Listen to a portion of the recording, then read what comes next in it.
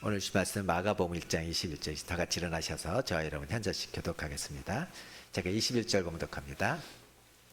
그들이 가버나움에 들어가니라. 예수께서 곧 안식일에 회당에 들어가 가르치시매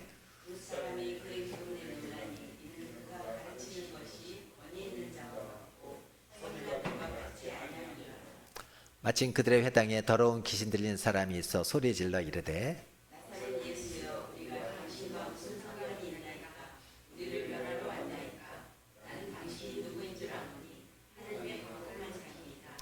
예수께서 꾸짖어 이르시되 잠잠하고 그 사람에게서 나오라 하시니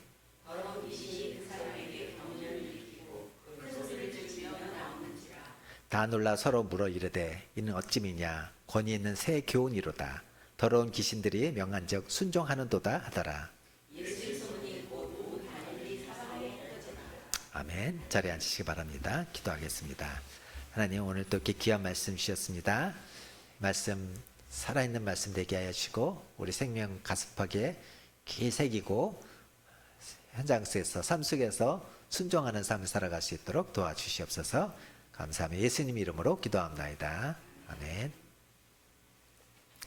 우린 지난주 예수님께서 이제 베드로, 안드레, 야고보, 요한 그 네 제자를 업으로, 사람 나는 업으로 부르시는 장면 배웠죠. 그리고 제자들은 부르시며 즉시 응답하는 장면 봤습니다.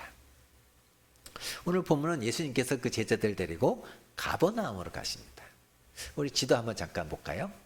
이스라엘 지도인데요. 이 가버나움, 이스라엘은 크게 우리 한반도를 북부, 중부, 남부 이렇게 세 수로 나누듯이 이스라엘도 세 부분으로 나눌 수 있는데 북부 갈릴리, 중부 사마리아, 남부 유다 이렇게 세 수로 나눌 수 있습니다. 이 가버나움은 이스라엘이 그 위에 그 갈릴리 호수 보이시죠?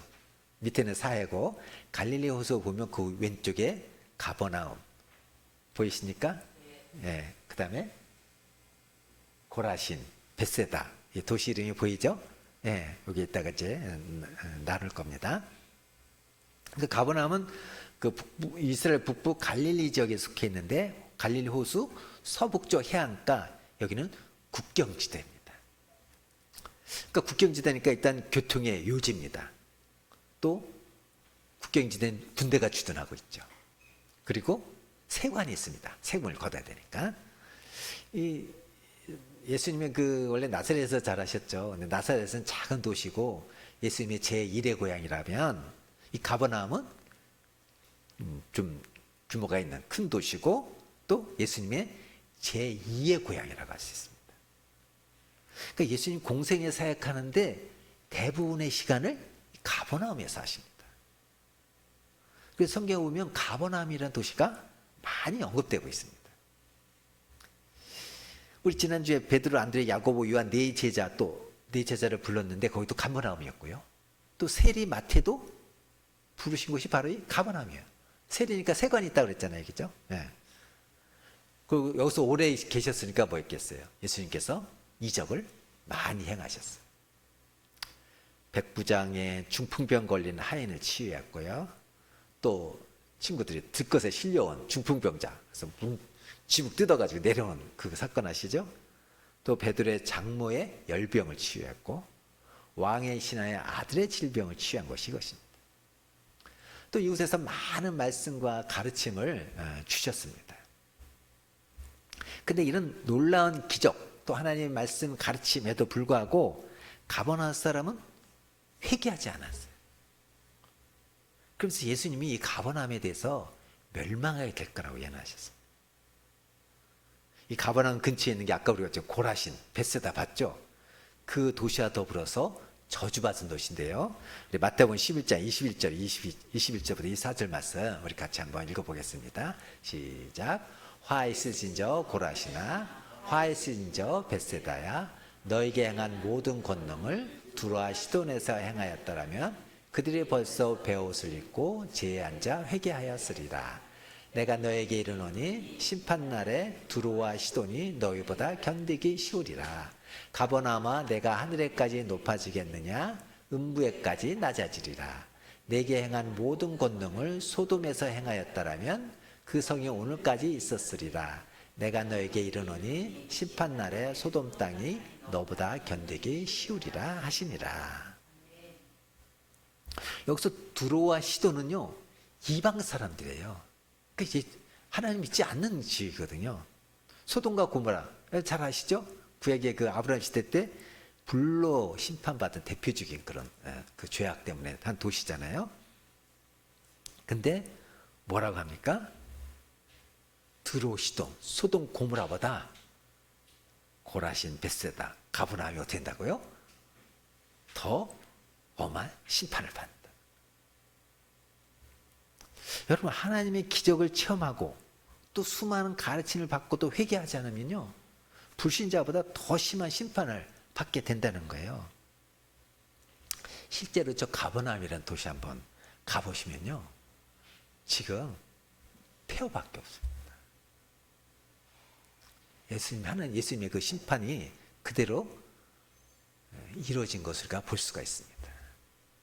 여러분 꼭 성지순례 성지순례 한번 꼭 가셔야 됩니다. 예, 정말 공부 많이 해가지고 가서 한번 우리 그 은혜 받는 그런 시간이 됐으면 좋겠어요. 이 가버나움에서 이제 예수님은 안식일에 이제 회당에 들어가서 가르치셨는데요. 복음서에 보면 예수님께서 자주 말씀을 전하셨던 장소가 회당입니다. 당시 성전은 예루살렘의 한 곳에만 있었잖아요. 근데 회당은 유대인이 사는 동네마다 있었어요. 그리고 회당이 언제부터 됐는지 확실하지는 않은데, 일단 이스라엘이 이제 바벨론에 멸망돼서 솔로몬 성전이 파괴되지 않습니까? 그 바벨론 포로로 잡혀가지 않습니까? 근데 포로로 잡혀갔던 사람들이 그곳에서 이제 예배를 드려야 되니까 신앙을 지키기 위해서 지어진 게 회당이라는 게 이제 일반적인 견해입니다. 사실 한 500년, 예수님 당시 기준으로 하면 500년 전 그 역사가 되는 그런 거죠, 회당이. 그러니까 유대인 남자 10명만 모이면 세울 수 있는 게 회당이에요. 그러니까 10가정이죠. 그 이후에 이스라엘이 포로에서 귀환되고 예루살렘 성전이 복구된 후에도 이 회당 전통은 계속 유지되었습니다. 그 10명의 그 남자로 구성된 회당의 최고 대빵을 회당장이라고 합니다. 그래서 회당에서 예배 드릴 때는 이제 회당장이 그 예배를 주관하는데 서기관들 또 바리새인들이 주로 이제 가르쳤습니다. 근데 가끔 회당장이 이제 어떤 사람에게 말씀을 강론할 수 있는 기회를 줍니다. 참석한 사람들 중에도. 그래서 예수님께서 이 회당에서 말씀을 가르칠 수 있었던 것은 뭐예요? 그 회당장이 예수님께 말씀을 가르칠 수 있는 기회를 주었기 때문에 그런 거예요. 지금 이날에 이제 회당에 들어가서 무리들을 가르치셨습니다. 근데 당시 유대 지도자들, 서기관이나 율법학자들은요, 자신의 가르치는 게 권위를 부여하기 위해서 유명한 랍비들의 말을 인용하고 누가 막 그렇게 인용하면서 자기의 이 말을 이제 합리화시키고 했는데 사실 능력이 없었던 거죠. 근데 예수님의 가르침은 거기 모인 사람들이 놀랄 만큼 큰 권위가 있었던 거예요. 그러니까 악한 귀신 들린 사람이 그 예수님의 가르침을 방해하지 않습니까? 큰 소리 지르고 막 예배 중이다가 막 저기서 왁왁 소리 나는 거예요, 그죠? 네. 그때 예수님께서 어떻게 했습니까? 귀신을 꾸짖으시고 잠잠케 하시고 또 귀신을 하여금 그 사람에게서 나오게 하셔서 귀신 든 사람을 고쳐주십니다.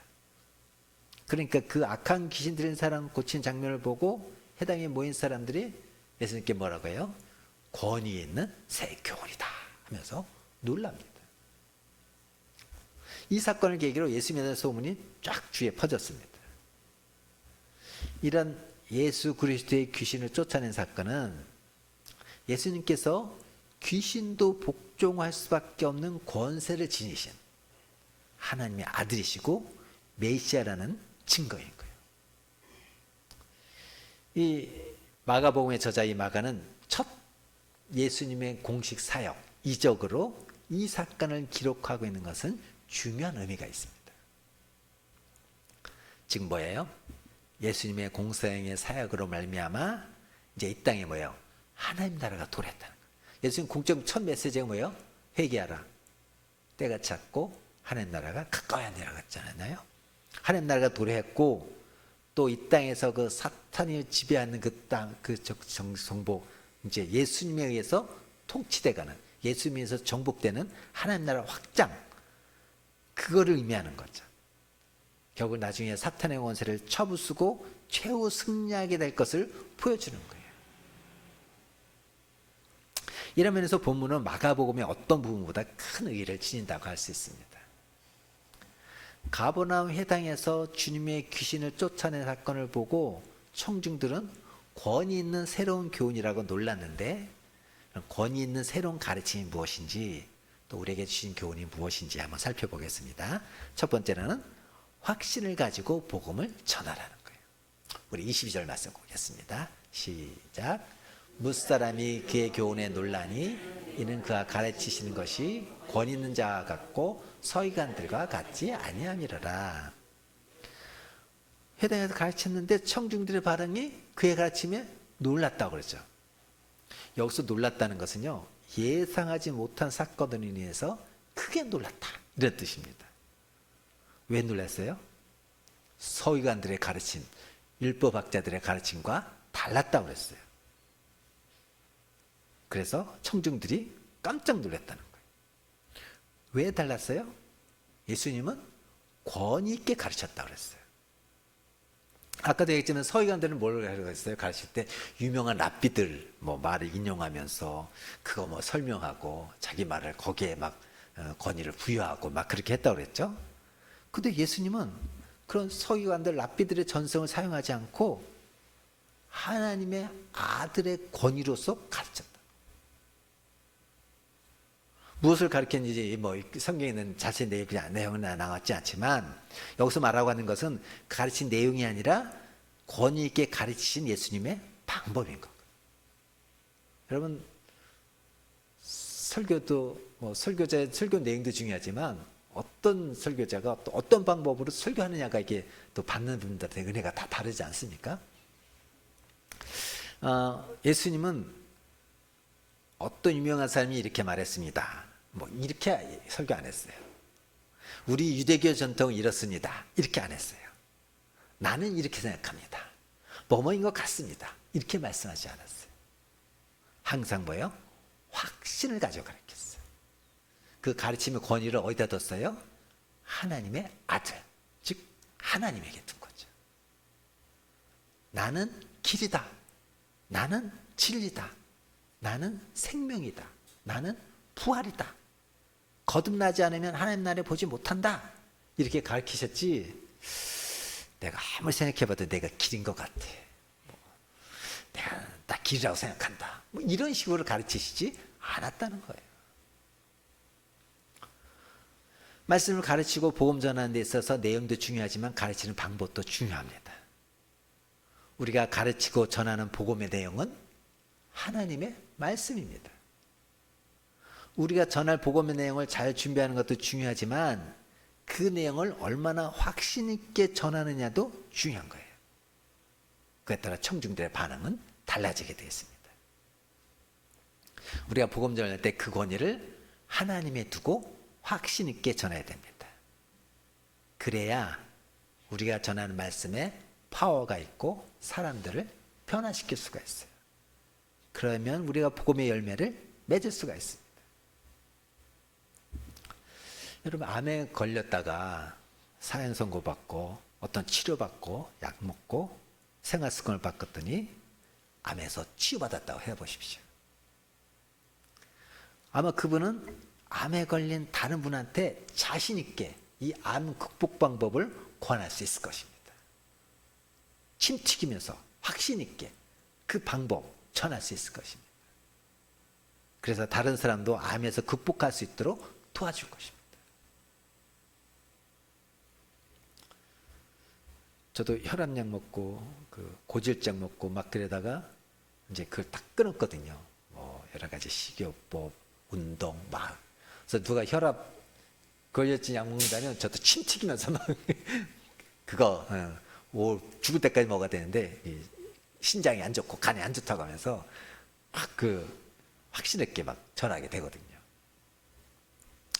우리가 구원받고 영생 얻고 변화된 삶을 살고 있다면 그렇지 않는 사람, 지옥에 가는 사람한테 확신 있게 복음을 전할 수 있어요. 그러면서 우리가 신앙생활 하면서 구원의 확신을 갖는 것은 아주 중요합니다. 이 건물의 기초공사와 같은 게 구원의 확신이에요. 기초가 튼튼해야 건물이 무너지지 않죠. 그래도 건물을 높이 올릴 수가 있죠. 구원의 확신이 있을 때 우리의 신앙생활이 무너지지 않고 굳게 세울 수 있습니다. 그리고 우리의 신앙생활을 더 높이 세울 수 있습니다. 이처럼 확신 있는 신앙생활, 확신 있는 복음자들의 삶을 사시기 바랍니다. 전에도 얘기했지만 제가 20살 때, 그러니까 24년 전에 예수님 믿고 영접하고 나서 지금까지 구원의 확신에 대한 처음에 흔들림 없이 그 믿음 생활을 했을 때 우리 신앙이 성장하는 것을 우리가 볼 수가 있습니다. 두 번째는 사탄의 방해를 대적하라는 거예요.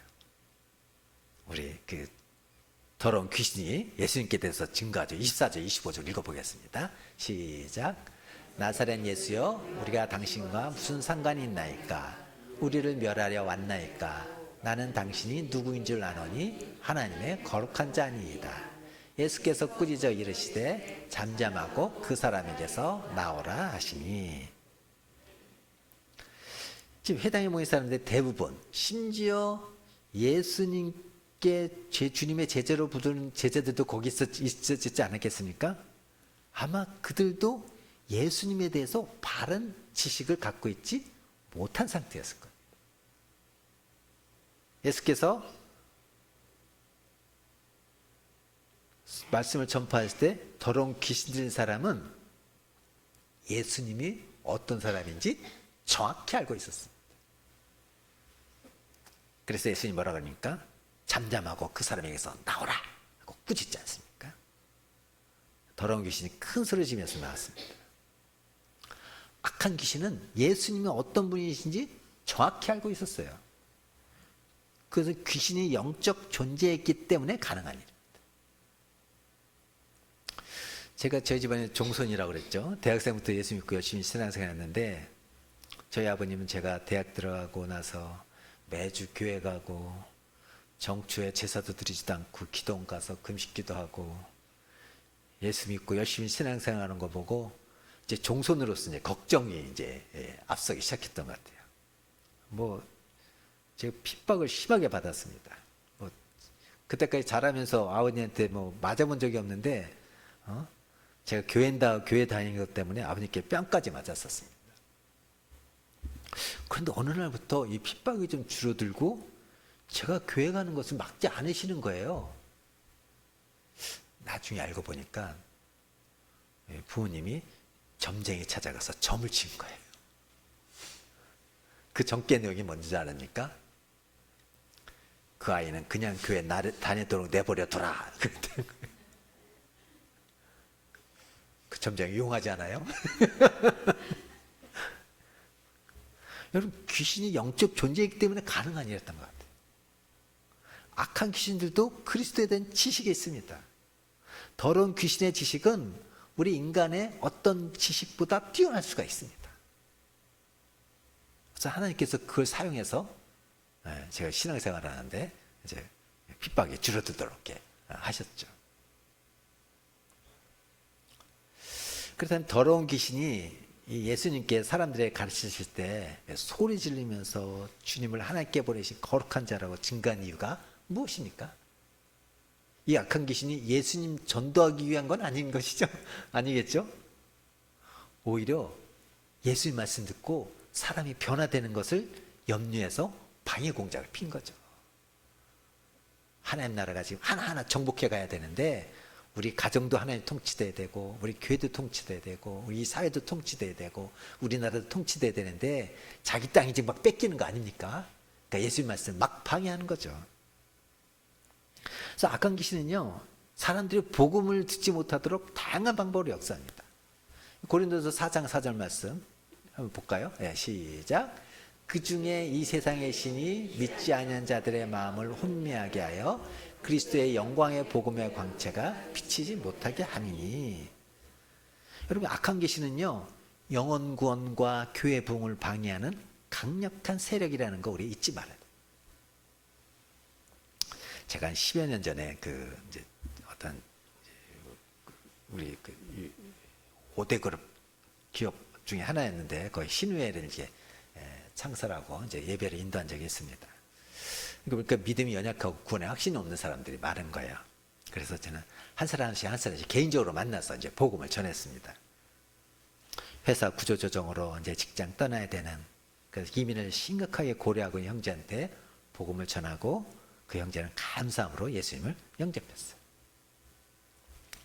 그러다가 한 달 전부터 이제 복음을 전하던 형제가 둘이 있었는데, 한 형제는 술 약속이 너무 많아서 2번씩이나 약속을 뻥크낸 친구였고, 다른 한 친구는 직장인을 성실하게 또 너무 열심히 하는 형제였는데, 그 두 형제와 전도 약속을 잡고 이제는 전도교회가 되겠지 생각했는데 예기치 못한 일이 벌어졌어요.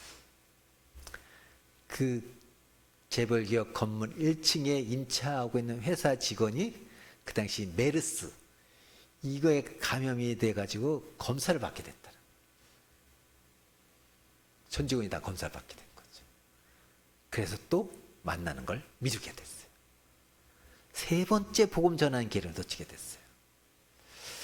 사탄의 방해구나. 이 사탄이 자기 자녀가 하나님의 백성 되는 것을 엄청 시기하는구나.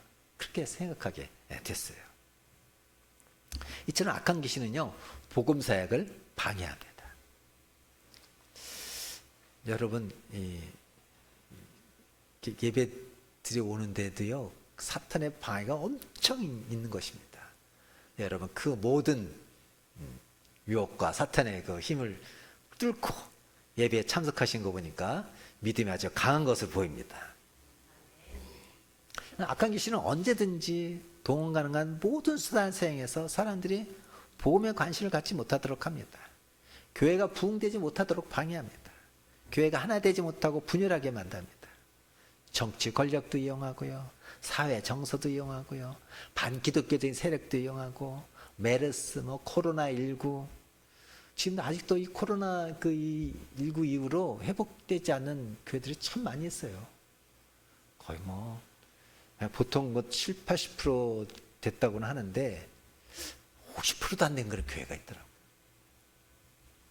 어쨌든 사탄이 하는 것은 반하나님적이고 반그리스도적인 거예요. 그렇기 때문에 우리는 이런 교회를 분열되게 하고 하는 이런 사람들을 볼 때 사탄의 일꾼이구나. 이 사탄은 이 세상 임금이거든요. 많은 수단을 가지고 있어서요, 교회와 그리스도인들로 어려움을 당하도록 만들기도 하고, 교회 부흥을 막고 분열하게 하고.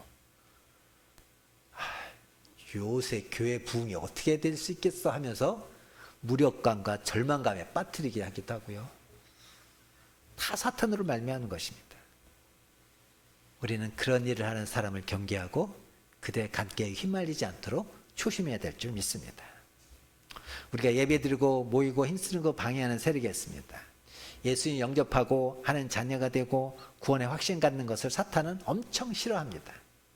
사탄은 우리가 기도하고 성역 공부하고 전도하는 거 방해합니다. 공동체 안에서 구성 간에 서로에 대한 신뢰를 무너뜨리고 지도자를 끌어내리려고 하는 것은 사탄의 전략입니다. 신천지 전략이 바로 그거 아니에요. 사탄의 전략과 똑같습니다. 이런 방법을 수천 년 내려온 사탄의 전형적인 방법이에요. 수가 다 보이는데도 불구하고 많은 사람들이 이 방법에 걸려 넘어진다는 거예요. 그래서 내가 예배 드리기 싫을 때 더욱 예배에 참여해야 합니다. 내가 성경 읽고 기도하고 전도하기 싫을 때 더욱 이런 일에 힘써야 됩니다. 공동체 안에서 신뢰를 깨뜨리고 리더십을 무너뜨리는 악한 세력이 있을 때 더욱 우리는 믿음과 신뢰를 회복하고 리더십을 인정해야 됩니다. 예수님처럼 악한 귀신에게 입 다물고 나가라고 명령하는 그런 신앙인이 되어야 될 줄 믿습니다. 어제 서울 을지로에서 동성애 축제가 있었죠. 그것도 25년째인가요? 수만 명이 또 모였더라고요. 그것도 역시 뭐예요? 악한 귀신의 장난이에요. 음란한 생각이 우리를 사로잡는 것도 사탄의 장난입니다. 한국교회에 대한 비판, 물론 건전한 비판은 제가 반대하는 건 아닌데 정말 사랑하는 마음으로 비판하는 게 아니라 비판을 위한 비판하는 것도 역시 사탄의 방해 공작이에요. 그래서 낮은단 친일교회 그 김관선 목사님이 이런 말씀하셨어요. 한국교회 기도에 대해 비판하는 사람 중에 바르게 기도하는 사람 별로 없고 공격적 전도에 대해서 비판하는 사람 중에 바르게 전도하는 사람이 별로 없고 헌금에 대해서 비판하는 사람 중에 바르게 헌금하는 자가 별로 없다. 우린 이런 모든 사탄에 대적해서 입 다물고 나가라고 선포해야 될 줄 믿습니다. 세 번째는 말과 행동이 일치하는 삶을 살아야 됩니다. 우리 22절과 27절을 우리 같이 한번 보겠습니다. 시작. 무사람이 그의 교훈에 놀라니 이는 그가 가르치신 것이 권위 있는 자와 같고 서기관들과 같지 아니함이로라. 다 놀라 서로 물러 이르되 이는 어찌미냐 권위 있는 새 교훈이로다. 더러운 귀신들에게 명한즉 순종하는도다 하더라. 22절은 예수님의 가르침이 그동안 가르쳤던 그 서기관들에게 들을 수 없었던 새로운 것이었다는 권위 있는 말씀, 그것 때문에 놀랐다고 되어 있고요. 27절은 예수님께서 귀신 쫓아내는 권세까지 있기 때문에 놀랐다고 그렇게 되어 있죠. 근데 27절과 24절 사이에서는 점층법을 사용하는 것으로 볼 수 있습니다. 물론 22절은 놀라는 주체가 무사람이었죠. 사람들입니다. 27절은 다 놀랐다고 그랬어요. 주어가 더 강조되고 있죠. 22절은 그의 교훈이라고 되어 있는데 27절은 새 교훈이라고 하고 있습니다. 새 교훈이라는 것은 지금까지 경험해 보지 못한 완전히 낯선 것, 매우 강조하는 의미에 사용하고 있죠.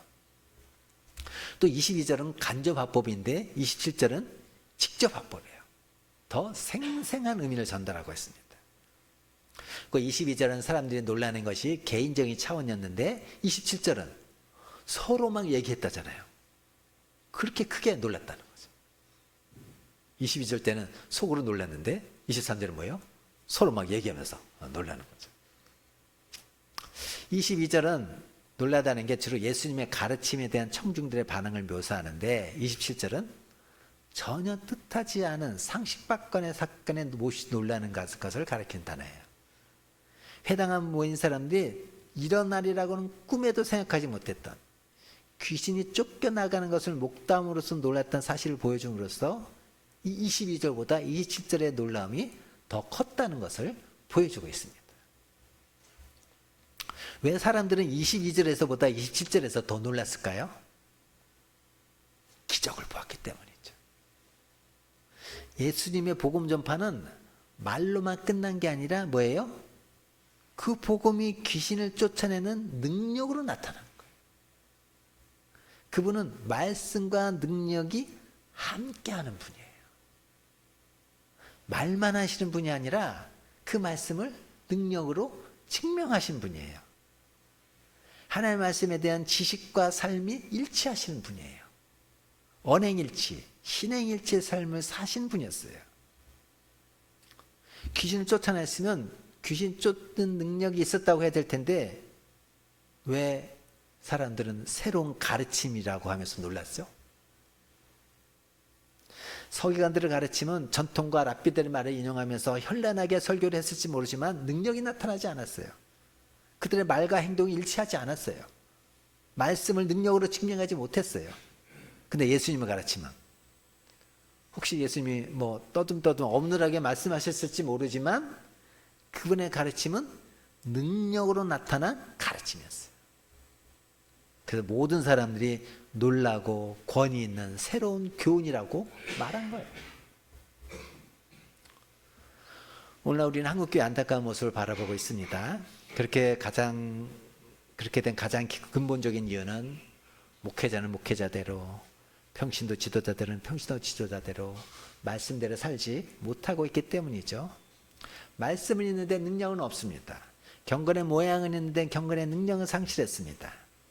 오늘날 한국교회에서 말씀이 없어서 그 능력을 상실했다고 볼 수 없습니다. 여러분 인터넷 들어가면 그 수많은 설교를 24시간 들을 수 있지 않습니까? 또 일주일에 한 서너 편의 설교를 듣는 것 같아요. 유명한 부흥사의 부흥에 참여할 수도 있고, 유명한 신학교 교수의 성경 공부에 참여할 수도 있고, 수십 년 전보다 우리는 더 말씀의 홍수에 젖어들 수 있습니다. 그렇다고 한국교회가 능력이 더 커지고 더 많아졌나요? 말씀은 있는데 그 능력을 상실하지는 않았나요? 말씀과 능력이 함께하지 못하고 있습니다. 말씀대로 삶을 살아내지 못하고 있습니다. 말씀을 능력으로 증명하지 못하고 있습니다. 우리 교회라고 예외일 수 없습니다. 나라고 예외일 수 없습니다. 우리는 말씀을 배운 대로 삶으로 살아내는 것이 우리의 의무입니다. 하나님이 기뻐하시는 일입니다. 자, 여러분 모두 우리가 믿는 그 복음이 말로만 아니라 능력으로 나타나기를 간절히 바랍니다. 우리 주신 말씀 기억하면서 찬양 하나 한번 불러왔으면 좋겠습니다.